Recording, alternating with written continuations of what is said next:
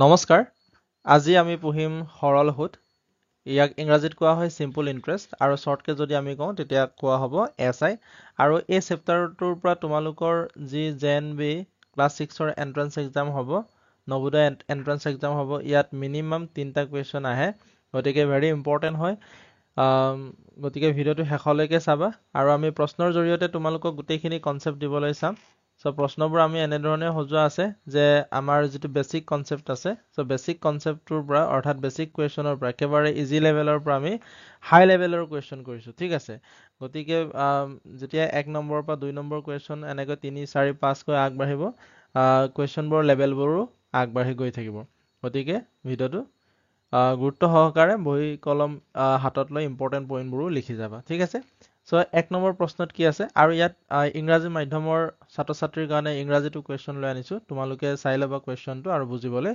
Try কৰিবা so ইয়াত যদি মূলধন 2000 হাৰ 5% সো ইয়াত এটো হাৰ মানে এটো হল সুতৰ হাৰ ঠিক আছে এটো কি হল সুতৰ হাৰ আৰু এটো সদায় কি হয় পাৰ্চেন্টেজত থাকে আৰু ইয়াত যদি সময়টো দিয়া নাথাকে মানে বছৰি বুলি দিয়া নাথাকে বা মাহেকীয়া এনেকে যদি দিয়া নাথাকে সদায় বছৰি বুলি ভাবিবা যদি একো উল্লেখ নাথাকে বছৰি ওকে মানে এবছৰত 5% সুতৰ হাৰত 2 বছৰৰ কাৰণে তেওঁ কি কৰিছে বিনিয়োগ কৰিছে বা ধাৰ লৈছে তেতিয়া সৰল সুদটো কিমান হ'ব আমাক উলিয়াবলৈ কৈছে সো সৰল সুদটোক আমি কি বুলি কওঁ এসআই বুলি কওঁ মানে সিম্পল ইন্টাৰেষ্ট সো এসআই বুলি কোৱাৰ লগে লগে তোমালোকে ধৰি লবা এটো সৰল সুদৰ কথা কৈছে সো সৰল সুদ উলিওৱাৰ আমাৰ এটা ফৰ্মুলা আছে এই ফৰ্মুলাটো এনে ধৰণৰ যে p into r into t divide by 100 so p ৰ মান দিয়া থাকিলে r মান দিয়া থাকিলে t ৰ মান দিয়া থাকিলে t মানে কি হয় সময় টাইম r মানে কি হয় is to rate of interest আৰু p মানে কি হয় মূলধন ঠিক আছে মূলধনটোক p বুলি কম সুতৰ হাৰটোক r বুলি কম আৰু সময়টো কি বুলি কম সময়টো এনেকে বছৰ বুলি দিয়া থাকিব এটো কি হয় আমাৰ t ঠিক আছে সো ইয়াৰ পৰা আমি সব উলিয়াব পাৰো এসআই দিয়া থাকিলে মূলধন দিয়া থাকিলে আৰু t দিয়া থাকিলে r উলিয়া বুলি ক'লে এই সূত্ৰটো আমি ইউজ কৰিব পাৰিম ঠিক আছে সো ইয়াত এসআই উলিয়াবলৈ কৈছে গতিকে এসআই উলিয়াম ইয়াত মূলধন কিমান আছে মূলধন 2000 আছে r কিমান আছে 5% আছে 5 লিখিলো t কিমান আছে t 2 আছে আৰু তলত 100 কৰি দিলো ওকে এতিয়া চোৱা ইয়াত দুটা শূন্য আৰু ইয়াৰ দুটা শূন্য কাটি দিয়া ওপৰত থাকিলে 20 পূৰণ 5 পূৰণ 2 ওকে 20 পূৰণ এফালে 5 দুগুণ কিমান হয় 10 20 আৰু 10 পূৰণ কৰিলে কিমান হৈ গল 200 option B is the correct answer okay next ইয়াত আমাক কি কৈছে 1500 টকাৰ ৰাখিয়ে 2 বছৰত 300 টকা সৰল সুদ হিচাপে উপাৰ্জন কৰে সুতৰ হাৰ কিমান সুতৰ হাৰটো আমাক উলিয়াবলৈ কৈছে দ্যাট মিন্স r ৰ মানটো উলিয়াবলৈ কৈছে আৰু r ৰ মানটো সদায় কি হ'ব পাৰ্চেন্টেজৰ ওলাব ইয়াক মই r% বুলিয়ে ধৰি লৈছো ইয়াকো আমি আমাৰ যেটো ফৰ্মুলা আছে ফৰ্মুলাত ইউজ কৰি আমি উলিয়াব পাৰিম ওকে p * r * t / 100 ইয়াত আমাক এসআই কিমান দিয়া আছে এসআই টো আমাক দিয়া আছে 300 গতিকে মই ইয়াত লিখিম 300 আৰু ওপৰত আছে p মানে মূলধন ইয়াত 1500 দিয়া আছে r টো উলিয়াবলৈ গৈছে r টো থাকক t টো আমাক দিয়া আছে ইয়াত 2 বছৰ সো ইয়াত 2 লিখিলো তলত 100 লিখিলো এতিয়া এই 300 তলত 1 এটা লিখিব পাৰিম তেতিয়া বজ্ৰপূৰণ কৰিম 1 আৰু ওপৰৰ পাৰ্টটো আৰু এই ওপৰৰ পাৰ্টটো 300 আৰু 100 টো পূৰণ কৰিম তেতিয়া 300 আৰু 100 পূৰণ কৰিলে কি হ'ব 3 * 3 ইয়াত দুটা শূন্য আৰু ইয়াতো দুটা শূন্য টোটাল 4টা শূন্য হৈ গল আৰু এফালে 2 আৰু 1500 যদি পূৰণ কৰো 2 15 30 হয় দুটা শূন্য লগ লগালো মানে লগাই দিলো 3000 পূৰণ r যেহেতু আমাক r টো লাগে r টো কেৱল ইয়াত থাকিব অকলে আৰু এই 300 টো ইয়াৰ তললৈ গুচি আহিব 30000 ৰ ওকে 30000 ৰ তললৈ 3000 টো গুচি আহিব ওপৰৰ তিনটা শূন্য তলৰ তিনটা শূন্য কটা কটি গল আমাৰ থাকিলে তলত 3 আৰু ওপৰত 30 সো 3 ৰে 30 ক কাটিলে কেইবাৰ যাব 10 বাৰ যাব that means r is equal to আমি কিমান পালো r is equal to 10% option C is the correct answer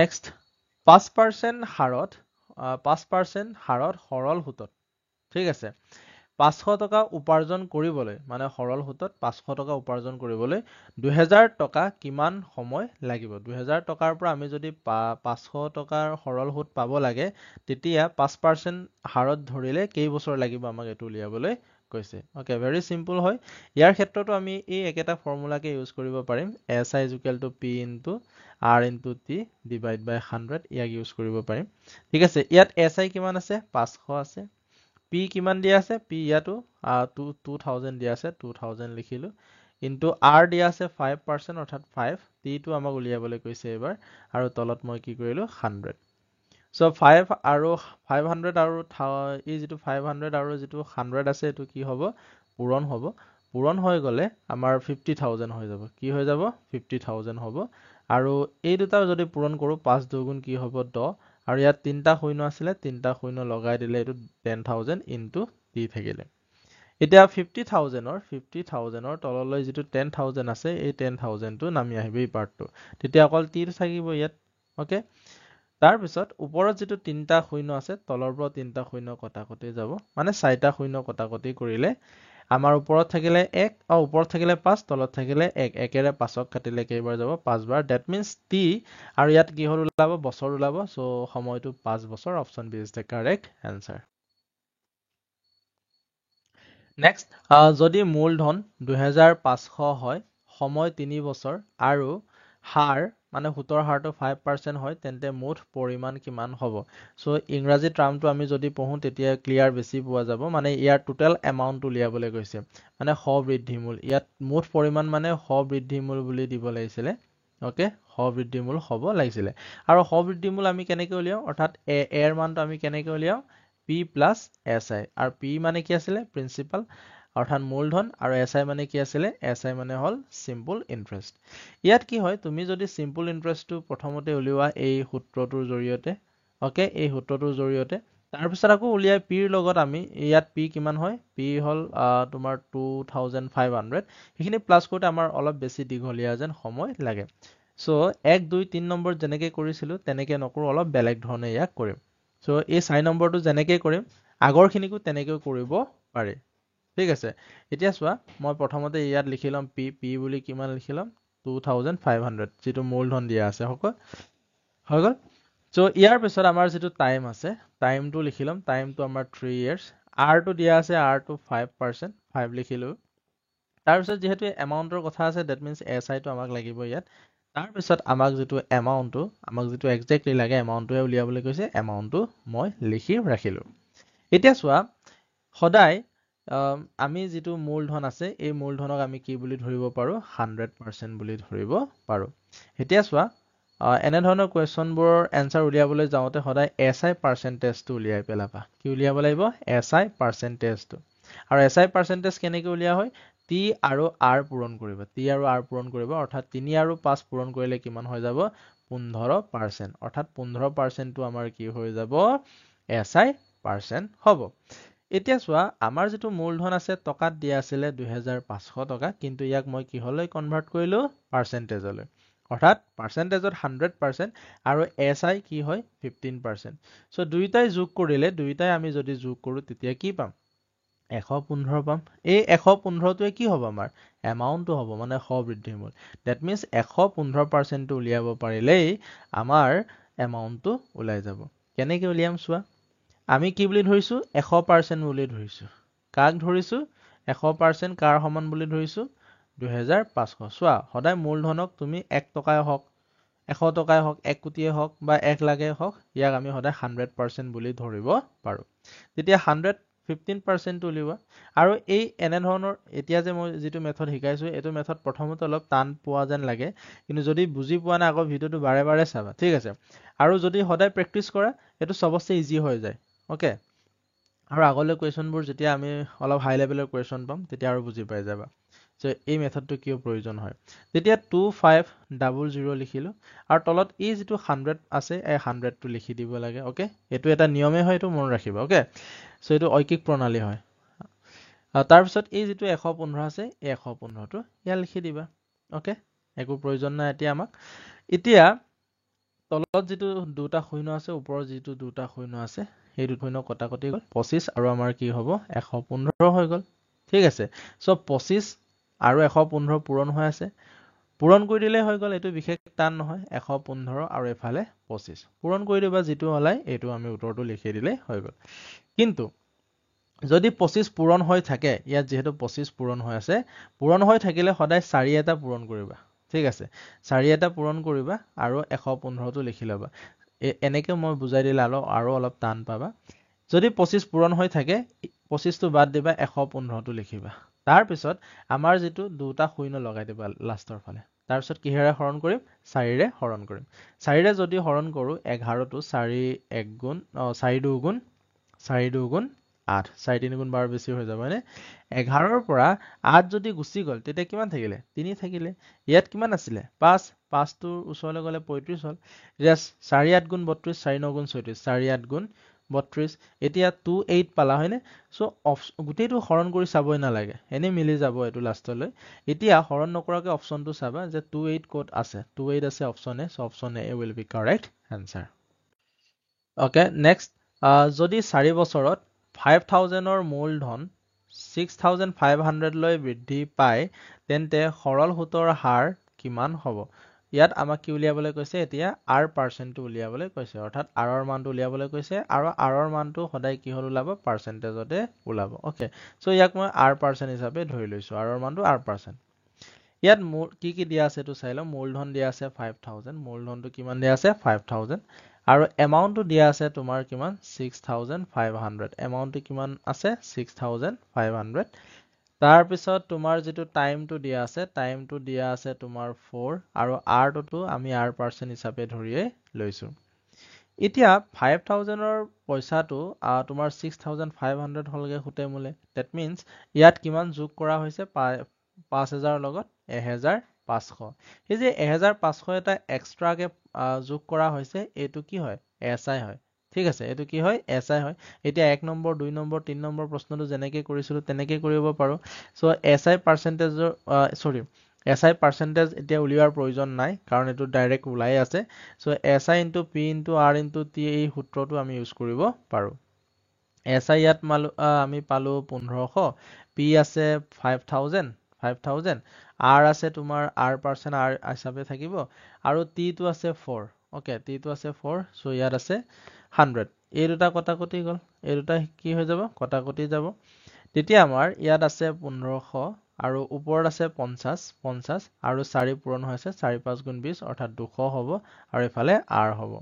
এতিয়া 1500ৰ তললৈ আমাৰ যিটো 200 আছে এইটো নামি আহিব, আৰু এইফালে আৰ থাকি যাব।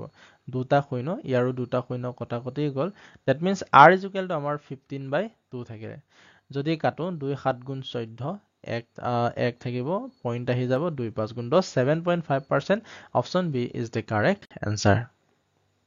নেক্সট, যদি 2,400 টকা 6 মাহৰ বাবে 5% বাৰ্ষিক সুতত বিনিয়োগ কৰা হয়, তেন্তে কিমান সৰল সুত পোৱা যাব? এতিয়া আমাৰ যিটো সৰল সুত আছে, এই সৰল সুতটো চোৱা, এই সৰল সুতটো তোমাক 5% দিছে, আৰু এইটো কি কৰা হৈছে? বাৰ্ষিকহে ধৰা হয়, মানে এবছৰত কিমান পাৰ্চেণ্টকে ধৰা হ'ব? 5%কে ধৰা হ'ব। এতিয়া 6 মাহৰ কাৰণেহে পইচাটো কি কৰিছে? ইনভেষ্ট কৰিছে, মানে বিনিয়োগ কৰিছে। তেন্তে সৰল সুত কিমান পাব আমাক উলিয়াবলৈ কৈছে। ইয়াত মূলধনটো কিমান দিয়া আছে? মূলধন 2,400 দিয়া আছে। সময়টো সদায় বছৰলৈ তোমালোকে কনভাৰ্ট কৰিবা। ইয়াত যিহেতু মাহত আছে, আৰু যিহেতু সুতৰ হাৰটো বছৰি আছে, গতিকে এই যিটো সময় আছে ইয়াকো আমি কিহলে কনভাৰ্ট কৰিব লাগে? বছৰলৈ। চ' টাইমটো মই ইয়াত 6 মাহ আছে হয়নে? 6 মাহ আছে। ইয়াক বছৰলৈ কনভাৰ্ট কৰিবৰ কাৰণে 12ৰে হৰণ কৰিবা, আৰু ইয়াত বছৰ বুলি লিখি দিবা। তেতিয়া 6ৰে এই যিটো 12টো 2 বাৰ ওপৰত থাকিলে 1, ডেট মিনছ এইটো মই কাটি লৈছো, ডেট মিনছ 1/2 বছৰ বুলি লিখিব পাৰিম। কি বুলি লিখিব পাৰিম? 1/2 বছৰ। আৰু ইয়াত আৰটো কিমান দিয়া আছে? 5% দিয়া আছে। তেতিয়া তোমাক কি বুলি কৈছে? এছআই উলিয়াবলৈ কৈছে। আৰু এছআই উলিওৱাৰ সূত্ৰটো আমাৰ পি ইনটু আৰ ইনটু কি আছে? টি ডিভাইড বাই 100। আৰু পি কিমান দিয়া আছে? 2,400, আৰু আৰ কিমান দিয়া আছে? 5। টি কিমান দিয়া আছে? টিটো এইমাত্ৰ পালো 1/2, আৰু তলত আছে 100। এইটোৱে, আৰু এইটো কি হ'ল? কটাকটি গ'ল। থাকিলে আমাৰ 24 পূৰণ 5 পূৰণ 1/2। 2টো যিহেতু তলত আছে, গতিকে 2ৰে 24টো কাটিব পাৰিম, 2 12 24, 12 আৰু 5, 5 12 60, অৰ্থাৎ এছআইটো কিমান হ'ব? 60 টকা। Option B is the correct answer. Number 7, 10,000-ৰ বছৰি 6% হাৰত 9 মাহৰ বাবে বিনিয়োগ কৰা হয়, উপাৰ্জন কৰা সৰল সুদ কিমান? So 6 নম্বৰ প্ৰশ্নটো যেনেকৈ সলভ কৰিছিলো তেনেকৈ ইয়াকো কৰিব পাৰিম। ডাইৰেক্ট ইয়াত যিটো আমাৰ টি আছে, টিটো কি হয় 9 মাহ, আৰু আমাৰ যিটো সুদ দিয়া আছে বছৰ, গতিকে এই মাহক আমি কিহলৈ কনভাৰ্ট কৰিম? বছৰলৈ কনভাৰ্ট কৰিম। So বছৰলৈ কনভাৰ্ট কৰিবৰ কাৰণে 12ৰে হৰণ কৰিব লাগে, তাৰপিছত ইয়াত বছৰ বুলি লিখিব লাগে। So দুইটাই 9 আৰু 12, 9ৰে 12 হৰণ নাযায়, 12ৰেও 9 হৰণ নাযায়, গতিকে ডাইৰেক্ট কাটিব নোৱাৰো, কিন্তু এনেকুৱা এটা সংখ্যা ল'ব লাগিব যিটোৰ দ্বাৰা দুইটাই হৰণ যায়। দুইটাই 3ৰে হৰণ যায়, 3 3 গুণ 9 আৰু 3 4 গুণ 12, that means 3/4 বছৰ বুলি আমি লিখিম। এতিয়া যিহেতু SI উলিয়াবলৈ কৈছে, SI উলিয়াৰ সূত্ৰটো তুমি জানা, P into R into P divide by 100। Okay, চ' ইয়াত মানটো বহুৱাই দিম। P কিমান দিয়া আছে? P হৈছে 10,000। কিমান দিয়া আছে? 10,000। আৰু R কিমান দিয়া আছে? R টো তোমাক দিয়া আছে 6%। আৰু T টো এইমাত্ৰ তুমি কনভাৰ্ট কৰি পালা 3/4, আৰু তলত আছে 100। অ'কে, ইয়াত লিখিম। তেতিয়া এই তলৰ যিটো দুটা শূন্য, ওপৰৰ দুটা শূন্য কাটিব, আমাৰ থাকিলে 100 into 6 into 3/4। 4 যিহেতু তলত আছে, গতিকে 4ৰে 100টো কেইবাৰ যায়? 4 25 চং 100, আমাৰ থাকিলে 25 পূৰণ 6 পূৰণ 3। অ'কে, চ' 6 25 চং কি হয়? 150, হয়নে? 6 5 গুণ 30, 3 উকলিব, 6 2 গুণ 12, 12 2 15, 12 3 15 পূৰণ 3, 3 15 কিমান হয়? 45, that means 450। A is the correct answer. Next, যদি কোনো মূলধনৰ সুদ 3 বছৰৰ বাবে বছৰি 5% হাৰত 450 হয়, তেন্তে মূলধনৰ পৰিমাণ কিমান হ'ব? এবাৰ কি উলিয়াবলৈ কৈছে? P উলিয়াবলৈ কৈছে। এবাৰ কি উলিয়াবলৈ কৈছে? P ৰ মানটো উলিয়াবলৈ কৈছে। কি কি দিয়া আছে ইয়াত? সময়টো দিয়া আছে 3 বছৰ, আৰু যিটো সুতৰ হাৰ দিয়া আছে 5%, আৰু সৰল সুদটো আমাক দিয়া আছে 450। চ' SI উলিওৱাৰ যিটো সূত্ৰ আছিলে, এইটোকে আমি ইয়াত পাতি ল'ম। অ'কে, চ' SI আছে ইয়াত 450, P আছে, P টো আমাক উলিয়াবলৈ কৈছে, R টো আমাক দিয়া আছে 5%, চ' 5 লিখিলো, T টো আছে ইয়াত 3 বছৰ, চ' ইয়াত 3 হ'ল, আৰু তলত আছে 100। অ'কে, 450 আৰু 100 পূৰণ হ'ব, চ' 45 1 গুণ 45 বজ্ৰ পূৰণ হ'ব ন। ইয়াত এটা শূন্য, ইয়াত দুটা শূন্য, টোটেল কেইটা শূন্য হ'ব? 3টা শূন্য, আৰু এইফালে 3 5 গুণ কি হয়? 15, 15 P হ'ব, পূৰণ হৈ আছে। অ'কে, চ' 45,000ৰ তললৈ আমাৰ যিটো 15 আছে এইটো নামি আহিব, P টো অকলে থাকি আহিলে। 15ৰে আমি যদি 45 কাটো, তেতিয়া কেইবাৰ যায়? 3 বাৰ যায়, 3 15 45, আৰু ইয়াত 3টা শূন্য আছে, 3টা শূন্য বহুৱাই দিয়া, চ' মূলধন আমি কিমান পালো? 3,000। Option B is the correct answer. Okay, next important question. চ' 4 বছৰৰ বাবে 2000 টকাৰ ৰাশিৰ সৰল সুদ 320। সুতৰ হাৰ দুগুণ হোৱাৰ চৰ্তত একে সময়ৰ বাবে নতুন সৰল সুদ কিমান হ'ব উলিয়াবলৈ কৈছে। ইয়াত আমাক কি কি দিয়া আছে চাই লোৱা। ইয়াত আমাৰ T টো দিয়া আছে 4 বছৰ, আৰু যিটো মূলধন দিয়া আছে এইটো 2000, আৰু সৰল সুদটো দিয়া আছে 320। অ'কে, এতিয়া সুতৰ হাৰ যদি দুগুণ কৰোঁ, মানে এতিয়া চোৱা, মূলধনটো তোমাৰ 2000 আছিলে, আৰু এই 2000ৰ পৰা 4 বছৰত তুমি 320 SI পাইছা। এই ক্ষেত্ৰত R টো কিমান প্ৰথমতে আমি উলিয়াই ল'ব লাগিব।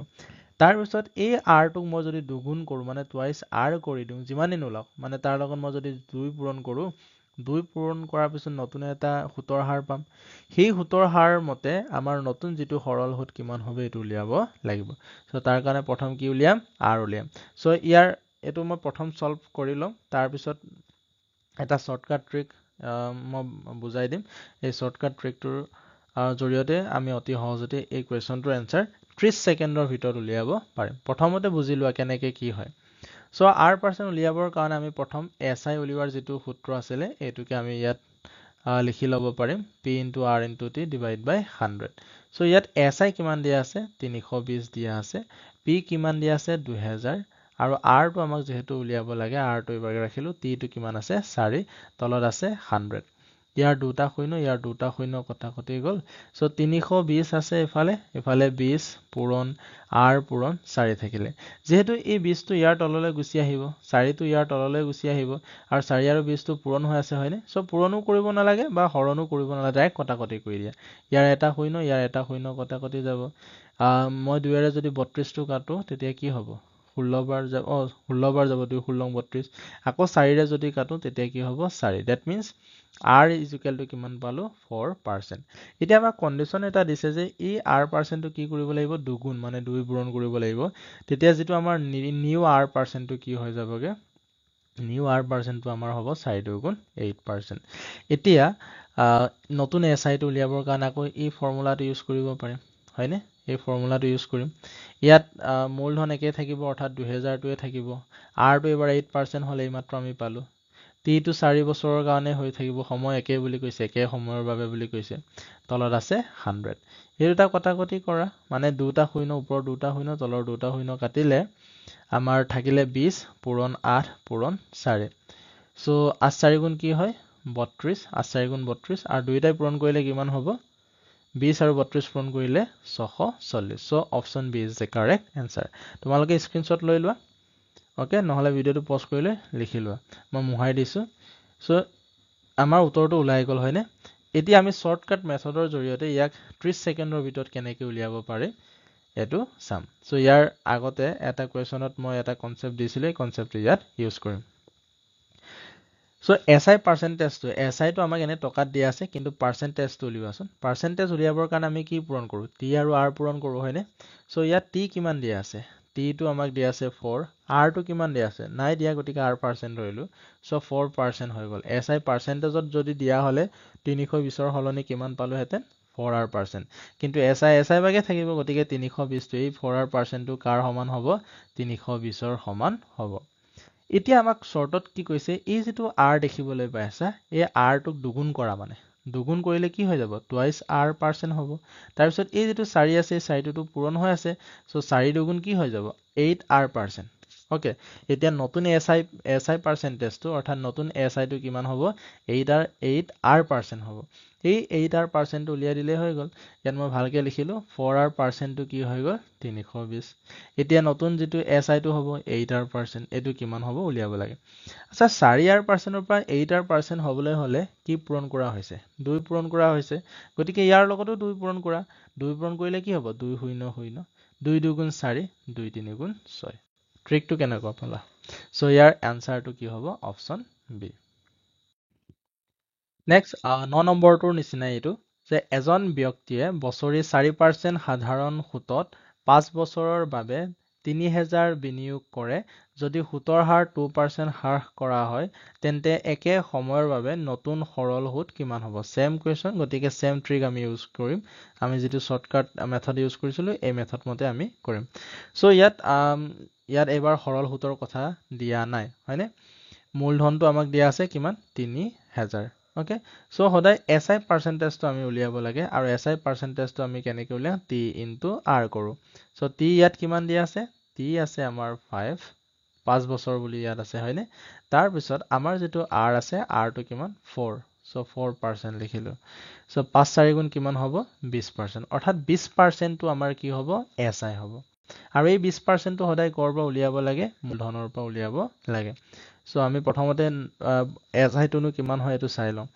3000 এটো SI is equal to p into r into t divided by 100 এটো ইউজ কৰি উলিয়াব পাৰো হয়নে এটো ইমানখিনি আমি ইউজ কৰি নাথাকো সো 3000 ৰ 20% উলিয়াম 20% টো কিমান হ'ব যেতিয়া পাৰ্সেন্টেজ দেখা পোৱা সো এই পাৰ্সেন্টেজ আৰু এই পূৰণ চিহ্নৰ হেফালে থকাটো মানে বাওফালে থকাটো দুটা শূন্য কাটি দিবা তেতিয়া আমাৰ 30 আৰু 20 থাকি গল 30 আৰু 20 থাকি গল হয়নে সো 3 2 গুণ 6 আৰু দুটা শূন্য লগাই দিয়া 600 টকা সো এই 20% টো আমাৰ কি হয় 600 এটো হল সৰল সুত দেই এটো হল SI তাৰ পিছত আমাক কি কৈছে কন্ডিশনটোৱে যে যদি সুতৰ হাৰ 2% হ্ৰাস মানে কমাই দিলে সুতৰ হাৰটো প্ৰথমতে কিমান আছিল 4 আছিল 2 এটা মাইনাস কৰি দিয়া 2 এটা মাইনাস কৰিলে কিমান হ'ব 2% থাকিলে সো এতিয়া নতুন যেটো আমাৰ SI পার্সেন্টেজ টো হ'ব নতুন যেটো SI পার্সেন্টেজ টো হ'ব 5 সময়টো একে থাকিব বুলি কৈছে ইয়াত একে সময়ৰ বুলি কৈছে হয়নে তাৰপিছত 2% পূৰণ কৰা 2% পূৰণ কৰিলে আমাৰ কিমান হৈ যাব 10%। এতিয়া 10% উলিয়াই দিলে হ'ল 20% যদি 600 হয় 20% যদি 600 হয় 10% কিমান হ'ব 600ৰ তললৈ এই 20টো লিখি দিয়া পূৰণ এই 10টো লিখি দিয়া ওকে ইয়াত 100 নহয় 10 সো ইয়াৰ এটা শূন্য ইয়াৰ এটা শূন্য কটাকটি গ'ল 2ৰে 600টো কাটিলে 2 3 গুণ 6 2 শূন্য শূন্য 3 আৰু শূন্য দুটা 300 option is the correct answer Okay, next and last question. যদি 5,000ৰ মূলধন বছৰি 7% হাৰত 3 বছৰৰ বাবে বিনিয়োগ কৰা হয়, তেন্তে সময়টো অতিৰিক্ত 2 বছৰ বৃদ্ধি কৰিলে কিমান বেছি সুদ পোৱা যাব? So হাৰ একেই থাকিব, সুদৰ হাৰটো একে ৰাখিব লাগিব। So ইয়াৰ কাৰণে কি কৰিবা তুমি? SI পাৰ্চেন্টেজটো উলিয়াই দিয়া। যেহেতু SI হে উলিয়াব লাগিব, দুটা SI উলিয়াব লাগিব। So দুইটাৰে মাজৰ পাৰ্থক্যটো উলিয়াই দিলে হৈ গ'ল। পাৰ্থক্য মানে বিয়োগ কৰি দিলে হৈ যাব। সো SI পাৰ্চেন্টেজটো উলিয়াব তাৰ কাৰণে কি কৰোঁ T into R কৰোঁ। সো T ইয়াত কিমান আছে? T আছে প্ৰথমটোত তোমাৰ 3 বছৰ আৰু R কিমান আছে 7%, that means 21%। কি হৈ গ'ল 21%টোৱে তোমাৰ কি হ'ব SI হ'ব। আৰু এই 21%টো ক'ৰ পৰা আমি উলিয়াব লাগে মূলধনৰ পৰা। মূলধন কিমান আছে 5,000। সো 5,000ৰ আমি যদি উলিয়াও তেতিয়া ইয়াত যেহেতু আমাৰ আছে পাৰ্চেন্টেজ চিন এই চিনটোৱে দুটা শূন্য কাটি দিবা থাকিলে 21 into 50 তেতিয়া হ'ব আমাৰ 5 গুণ 5 5 দুগুণ 10 1050 নেক্সটত আমাৰ আকৌ কি ক'লে আৰু এটা SI পাৰ্চেন্ট উলিয়াব লাগিব কি ক'লে SI পাৰ্চেন্ট উলিওৱাৰ সূত্ৰটো T into R এইবাৰ টাইমটো অকমান 2 বছৰ বঢ়াই দিবলৈ কৈছে আগতে 3 আছিলে 2 বছৰ বঢ়ালে কিমান হ'ব 5 into R টো একে থাকিব 7%, that means 35%। ওকে এই 35%টো okay right okay so 35%টো আকৌ ক'ৰ পৰা উলিয়াব লাগে 5,000ৰ পৰা উলিয়াব লাগে 5,000ৰ পৰা উলিয়াই দিয়া ইয়াৰ এইটো চিন আৰু ইয়াৰ দুটা শূন্য কাটি দিয়া আমাৰ থাকিলে 35 into 50 5 5 গুণ 25 5 3 গুণ 15 2 17 1750 নতুন যেটো SI টো হ'ল 1750 পুৰণাটো কিমান হয় 1050 কিমান বেছি হ'ল বুলি ক'লে বিয়োগ কৰি দিলে হৈ গ'ল বিয়োগ কৰি দিয়া 1050 So কিমান থাকিলে 00 ইফালে 700 option B is the correct answer I hope তোমালোকে বুজি পাইছা সো ইয়াত 11টা আমি কোৱেশ্চন লৈ আনিছিলো এই গোটেইখিনিৰ কনসেপ্ট তোমালোকে বুজিব পাৰিছা নিশ্চয় ইয়াৰ বাহিৰৰ ইয়াতকৈ ওপৰ লেভেলৰ তোমালোকৰ কোৱেশ্চন নাহে সো এইটো লেভেলৰে আহিব জাস্ট প্ৰেক্টিছ কৰি থাকিবা সদায় ঠিক আছে ইয়াৰ পিছতো আমি কোৱেশ্চন লৈ আনিম তোমালোকৰ সিম্পল ইন্টাৰেষ্টৰ পৰা আদি কৰি যিমানখিনি সিলেবাসৰ যিমানটা টপিক আছে গোটেইখিনি আকৌ কোৱেশ্চন আমি ডিসকাস কৰিম গতিকে ভিডিওটো আজি ইমানতে সমাপ্ত কৰিছো আৰু তুমি যদি ভিডিওটো ভাল পালা তেনেহলে বন্ধুবৰ্গৰ লগতো শেয়াৰ কৰিবা আৰু নতুনকৈ যদি চেনেলটোলৈ আহিছা সাবস্ক্ৰাইব কৰি থবা থ্যাংক ইউ